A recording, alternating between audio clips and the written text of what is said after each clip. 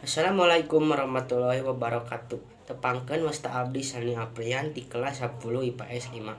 Abdi bade nyarita anu judulna Ciung Wanara. Keur zaman baheula di Jawa Barat aya kerajaan nu ngaranna Kerajaan Galuh nu dipimpin ku raja nu bijaksana nyaeta Raden Barma Wijaya Kusumar. Raja teh miboga dua permaisuri nu keur ngandung nyaeta Nimas Dewi Naraningrum jeung Nimas Dewi Pangrenyep. Nimas Dewi Pangrenyep poe harita teh ngajuru budakna kacida lucu jeung kasepna.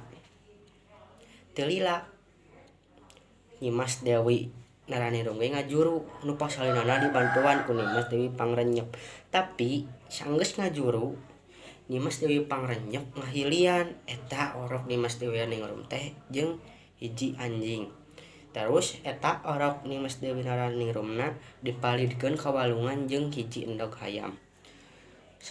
Atuh kerajaan teh rame lantaran nyangkana Nimas Dewi Naraningrum ngajuruna anjing. Pek atuh raja teh ambek jeung nitah salah sahiji patihna. Nitah ngabunuh Nimas Dewi Naraningrum jeung malidkeunna di hutan. Tapi patih eta teh percaya moal mungkin Nimas Dewi Naraningrum ngajuru anjing. Atuh patih eta teh mawa Nimas Dewi Naraningrum ka leuweung jeung nyieun imah di dinya.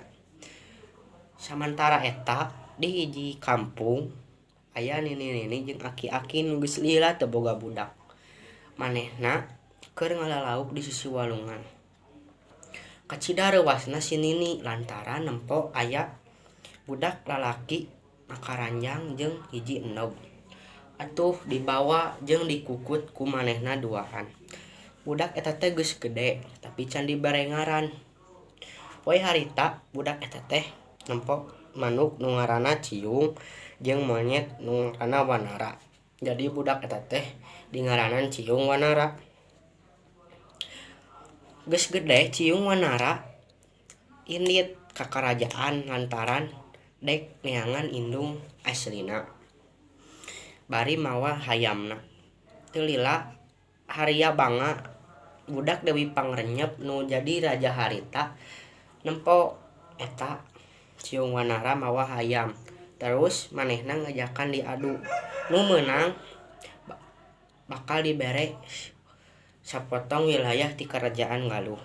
Mimitina mah hayam Ciung Wanara teh eleh. Tah pas kadinyana meunang. Atuh kerajaan eta teh sapotongna milik Ciung Wanara nu dingaranan Pakuan Pajajaran. Wassalamualaikum warahmatullahi wabarakatuh.